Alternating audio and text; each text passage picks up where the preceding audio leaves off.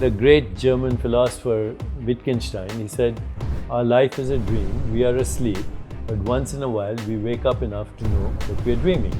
And why does he say that? Because every experience, if I asked you what happened to your childhood, you'd say it's gone. But if I asked you what happened to this morning, it's gone. If I asked you what happened 5 minutes ago, it's gone. What happens to these words by the time you hear them? They're gone. They don't exist. Yeah. So at this moment, you are experiencing a lucid dream in a vivid now. It's a dream. And once you wake up to what? That which is dreaming, which is consciousness. It is dreaming the mind, the body, and the universe. Why don't you tell us what do you mean to have a self-love? I think I'm finally getting there. Tell me what it means. It took me a long time. Really just appreciating that I exist in the world, that I matter. And it isn't what I do. It isn't who I know. It isn't how much money I make. It's this theory that they have in Japan called ikigai, which is the sheer fact that I get up in the morning, the fact that I actually have 2 feet on the ground and that I exist means that I matter. And I think that most people define themselves on these other things that make them feel like they matter in the world, and that's where they derive their self-love. So I think of a self-love as someone who is just comfortable being who they are and not looking for someone's approval. I 100% agree with you. And the minute you stop looking for someone's approval, you actually can truly be yourself. I agree with you. And that's the best self-love one can get.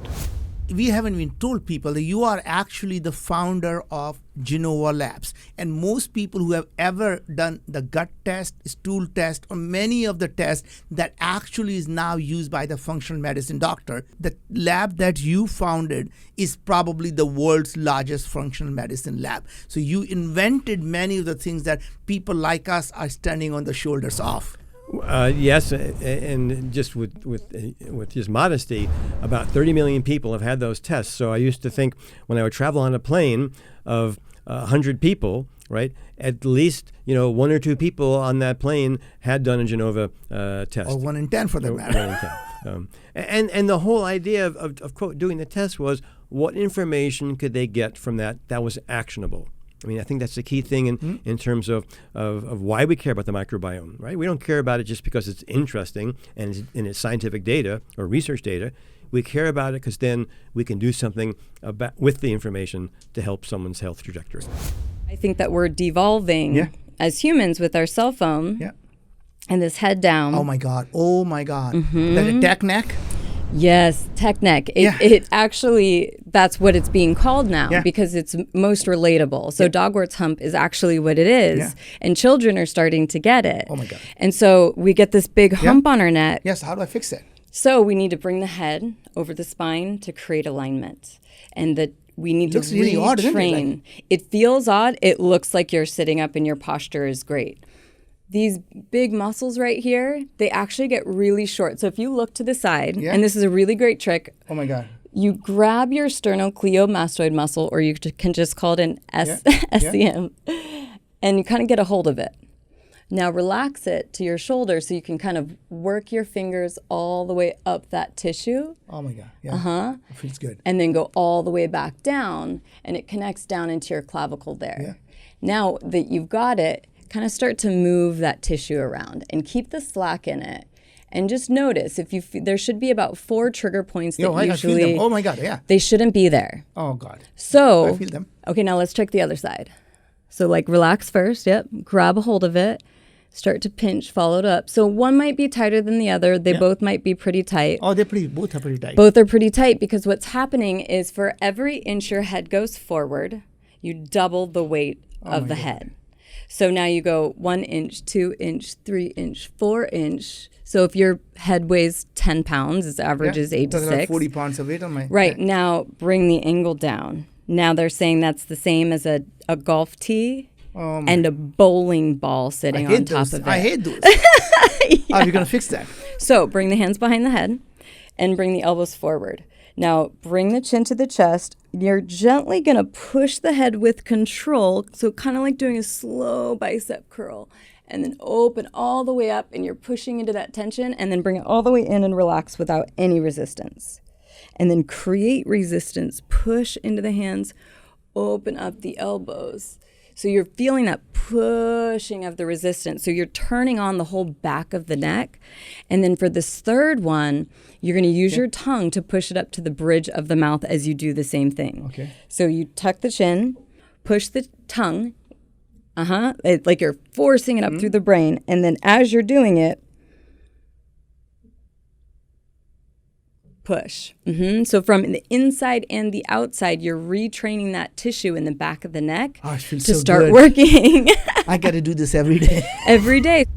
How do they go about executing on those dreams? Because it's not just easy. You just say, okay, I'm going to go do it. And somehow magically you sprinkle the fairy dust and it happens. So how do you go about doing it? Yeah, I think here's the biggest problem is sometimes it could be something as simple. Say someone has a moonshot. They look at the moonshot. Yeah. They have no idea how to reach the moonshot. That's right. So they get overwhelmed and they give up. So I think the best advice that I could give is just every step counts, and take small steps. You're comfortable with that.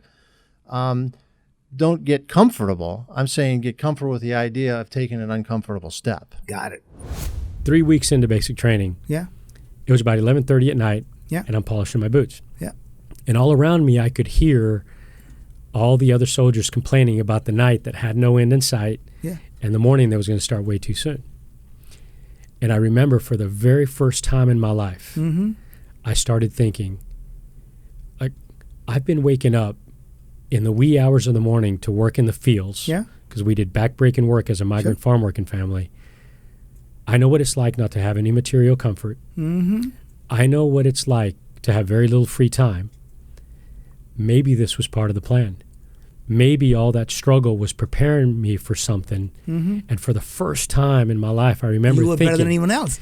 I remember thinking what you just said. I remember thinking,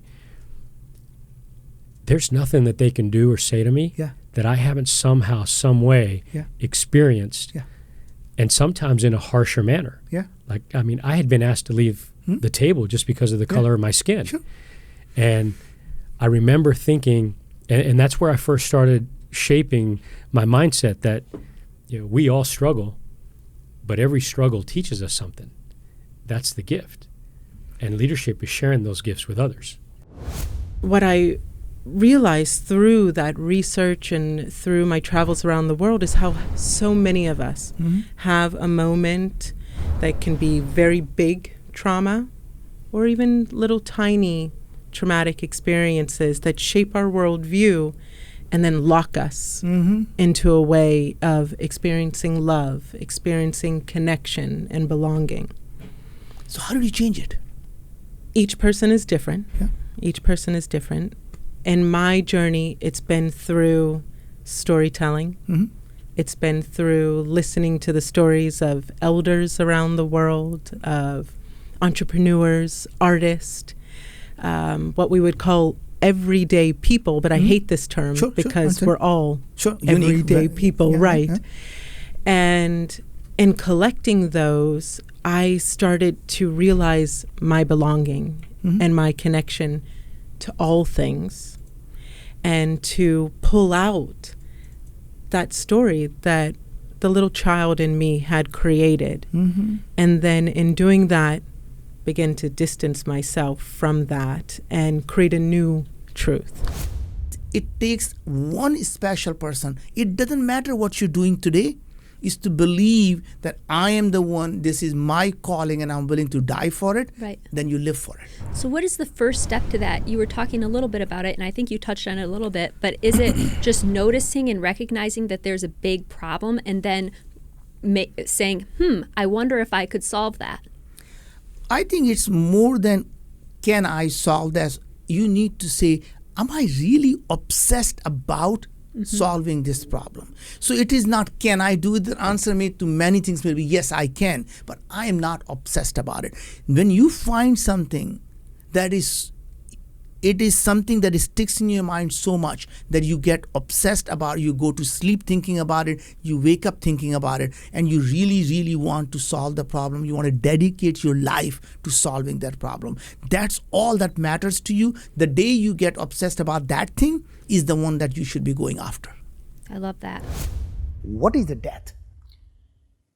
It's happening right now. In every moment, experience is born Yeah. and experience dies. So that if I means say, look at this and look at that, this experience is gone, that's born. Okay, there's no continuity to experience, it's snapshots. So birth and death go together. If there wasn't death, there wouldn't be the birth of another experience. This is actually the true meaning of resurrection, birth and death in tandem all the time. If there was no death, we would all be doomed to eternal senility. This would be a museum and you would be a fossilized expression of this. The fact that we are alive is because birth and death are happening all the time.